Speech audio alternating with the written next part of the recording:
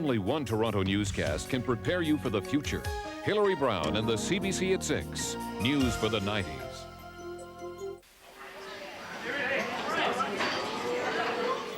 I can develop an ability for a child to be oral because much of my work would have the child demonstrate orally, which sighted teachers depend on using sight.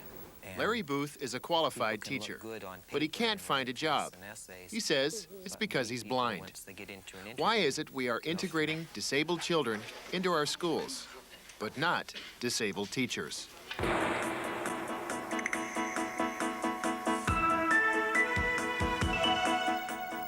Hello, and welcome to another edition of DNet, the Disability Network. I'm Susan Pettit. And I'm Joe Coughlin. Joe, when you were in the separate school system in Windsor, Ontario, did you have any disabled teachers? To my recollection, because it was so long ago, Susan, I don't really think that I had any teachers. How about you? Grew up in Burlington. How about you? No, I was in the public school system, and I don't recall any teachers who were disabled. Well, it seems that between those far-off days and now, little has changed. Not at this school, because this school doesn't run an advanced level grade 9 program. In recent years, a great deal of progress has been made in integrating children with disabilities into regular school programs. It is increasingly recognized that the classroom is the place to begin breaking down barriers of ignorance and fear. But where are the teachers with disabilities? They do exist, but they are few and far between. Larry Booth, who is totally blind, says he did not get a teaching job in the Peel Region public school system because of his disability. Booth told Susan that he went to Teachers College believing he would find a job. Larry, are you surprised that you're not able to get a job? Has this shocked you looking for work in the last year? It has. It's been very frustrating. I was told I'd be pioneering, and I didn't really realize that it would be so hard to do this. I felt that a progressive board in my own locale would support and entertain an application such as my own to be involved in employment equity and to demonstrate that these challenged children that they're putting through the system can do something with their life and gain meaningful remunerative employment. Are you angry about all of this, Larry? I'm frustrated. I'm not bitter or angry. I realize that it's more of an attitudinal barrier that has to be broken down on the part of the sighted world. It is a sighted world, and I've had to adjust and accommodate myself in order to get where I've gotten myself now, and had to overcome a lot of obstacles. Mm-hmm. I just hope that the education that I can give the sighted world is going to increase their awareness, and therefore down the road, people who are following me aren't going to have as hard a time to get where they want to go. If the people on the Board of Education were sitting in front of you right now, what would you like to say to them? Just give me an equal chance to demonstrate my abilities, and don't decide for me that I can't do the job before I'm given that opportunity to do so. Larry, thank you very much. Thank you. Earlier this week, Susan also spoke with Wayne Hulley. He's the Associate Director of the Peel Board of Education. She pointed out that Booth felt he had been discriminated against and asked Hulley what happened. I went through the records in terms of the process to be sure that the process had been followed by the hiring teams. And in fact, they had. And when I looked through reports from teacher training and so on, there's no question that Larry had been a successful candidate at teacher's training. But there were other candidates that we believed had greater potential in terms of their teaching. Larry's made, since his disappointment not being hired, he's made some really good decisions in terms of his future. He's worked with people in our Human Resources Department, and two things have happened. One, we made an offer of Larry to become a supply, occasional teacher with the board, and in that setting have an opportunity to try his skills out to see how they fit. We would support him in doing that. The other option was to take part in a training program, really, sponsored by a branch of the government, where he would come in and teach for a 2-month period, supervised by a teacher, and look at some of the areas that we believed were weak in terms of his teacher training, and that the reports indicated to us were areas of concern to people that had watched Larry teach. So he presently is involved in a 2-month placement in one of our schools, being supervised by a teacher, and that was the option he chose over supply teaching, and so he presently is doing that. I think it was a very good decision. He'll have an opportunity to see it. We'll have an opportunity to really look at the skills that he believes he has. It'll also give us an opportunity to look, for instance, at the accommodations that are necessary, and not to be guessing at those, but to actually know them. So in your opinion and the school boards, there's been no discrimination in Larry Booth's case? No, there hasn't, Susan. Joining us now is Tracy Odell.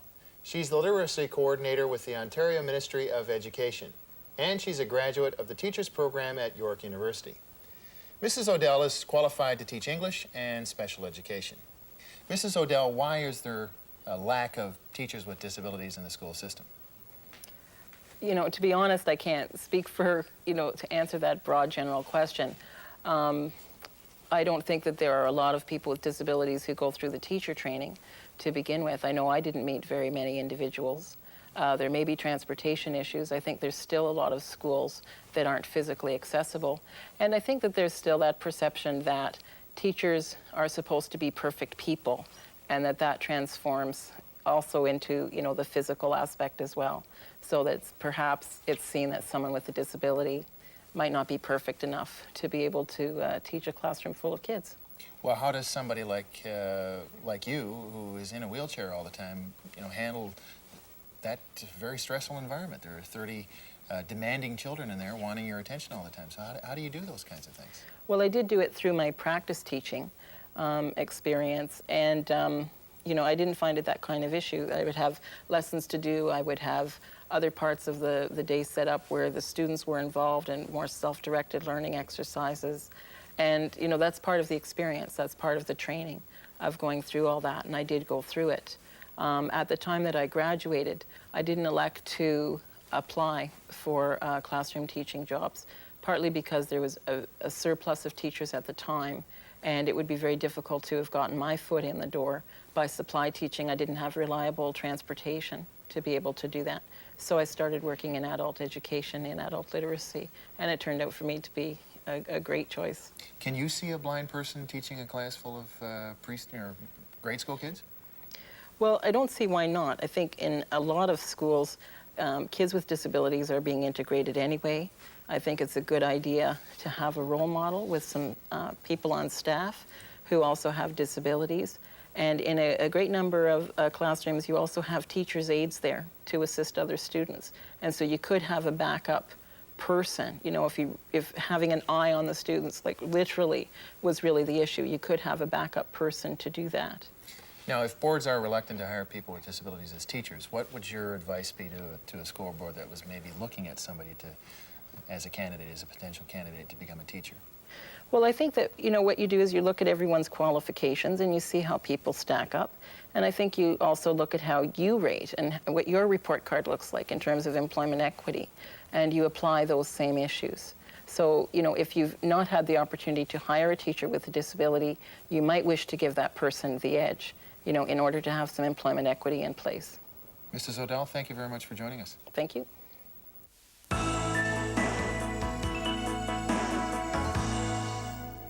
People with psychiatric disabilities get little support. Many live in poverty. Few employers will hire them because of ignorance and unfounded fear. After the commercial break, we'll bring you scenes from The Quiet Room, a new play by Halifax writer Jody Newcomb. The play, which was recently workshopped in Toronto, presents an unflattering portrait of the medical profession's treatment of psychiatric patients. Psychiatrists and psychologists, please stand by. We'll be right back.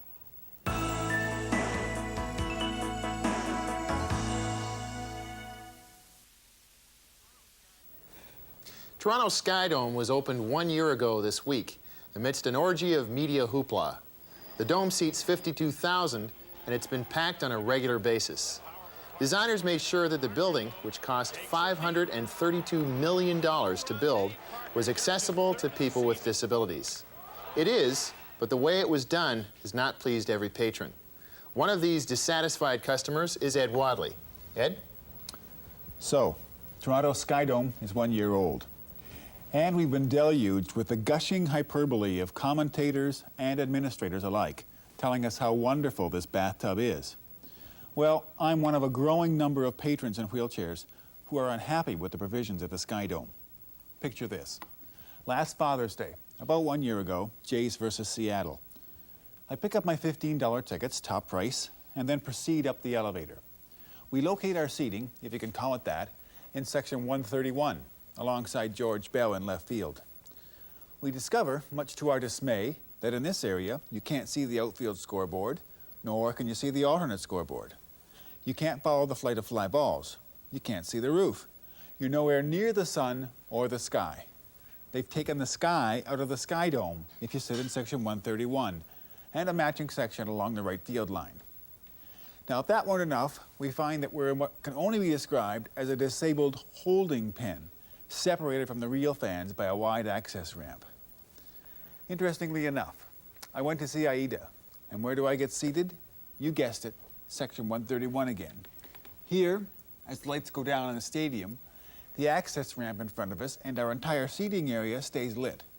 And we are treated to an argument between two patrons down in front of us, while Aida and the king are discussing Egyptian politics on stage. What must be kept in mind here is that none of the able-bodied patrons must endure any of this. It's discrimination and segregation at its worst. What's more, people in chairs are presented with extra handicaps over and above the obvious ones. For the Disability Network, I'm Ed Wadley. We'd like to hear what you think about access at Skydome or any other public facility in Canada. We'll give you our address at the end of the show.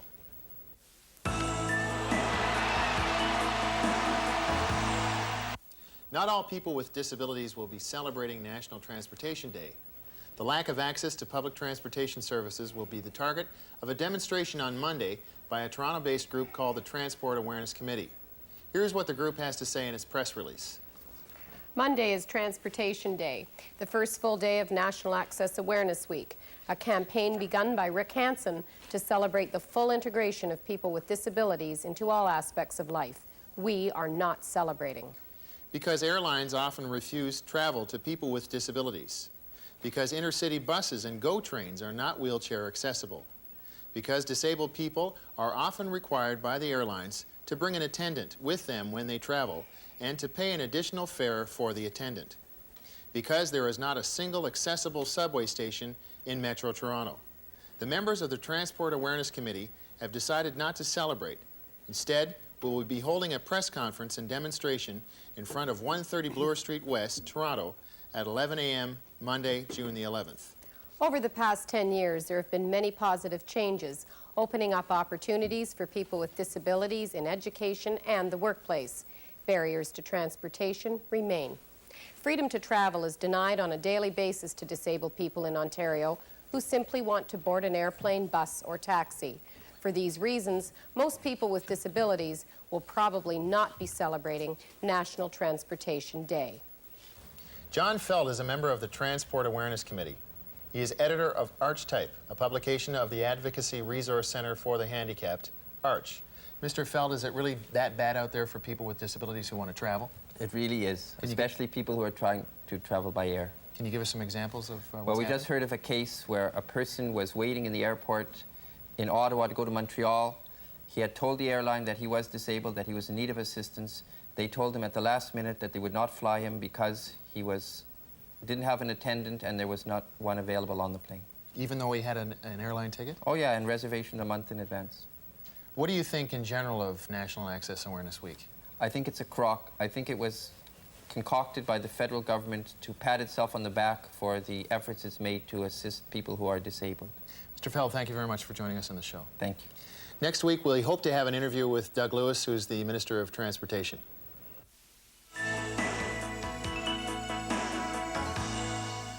We've had a number of comments about one of the letters we read on the show last week. One of the phrases used was suffers from a disability. Earlier this week, I spoke with consumer advocate Sandra Carpenter about the use of the terms victim and suffers. This week's term is victim. Sometimes people refer to you as a victim of muscular dystrophy. What's the problem with that? Well, first of all, when you think of the word victim, it has to imply that you're a victim of something or someone. It's like something has been done to you or has happened to you. When you're talking about a disability, the condition itself, you're not victimized by the condition. If anything, people may be victimized by the circumstances that are a result of the condition, such as, lack of proper transportation or lack of accessible housing.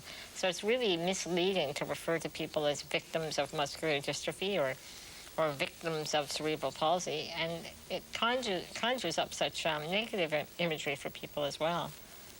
What term would you approve of, I guess? Well, people may have a disability, like someone has cerebral palsy or someone has muscular dystrophy.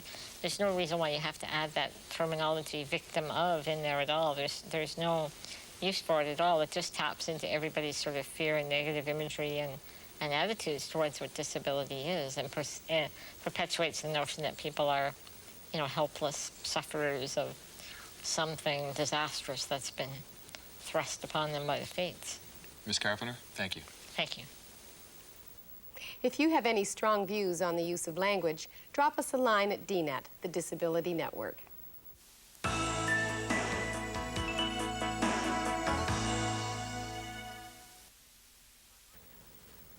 On Monday at 7 p.m., CBC Television will be presenting Between the Lines, a 30-minute special about illiteracy and people who are deaf or learning disabled.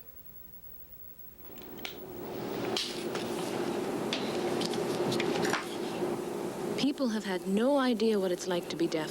No idea whatsoever. No sound. How do you develop language? Norma Jean Taylor works in Toronto, teaching deaf adults 2 languages, written English and American Sign Language. The approach of the hearing world has been to normalize the deaf child, to adapt them to the hearing world by focusing on fixing the ear, putting a hearing aid on, to give them speech training so that they would be equal, getting it together to function in the hearing world. That hasn't been successful in the mainstream. In our program, we have deaf adults who have little or no education. For them to attain literacy is very difficult.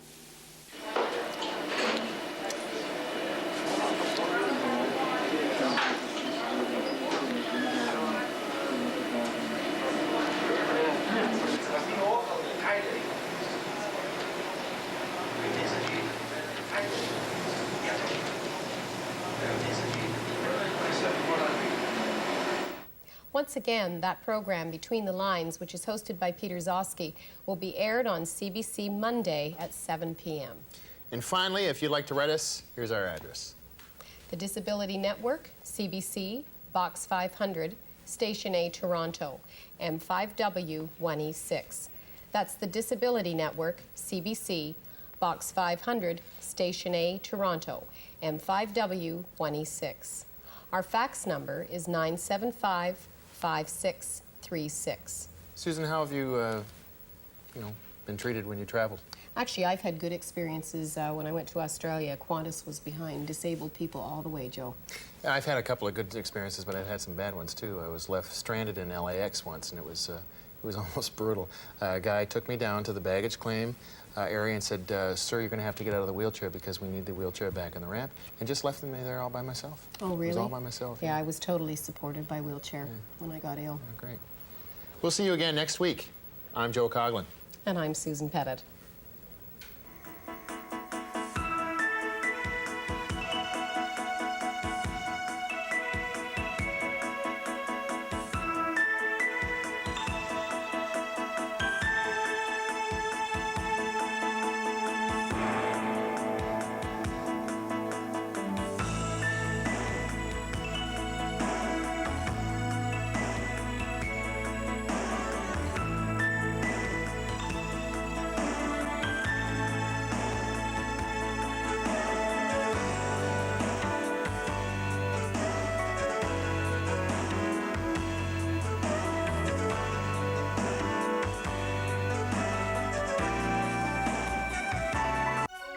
When the clock strikes 11, only one newscast can give you the real picture.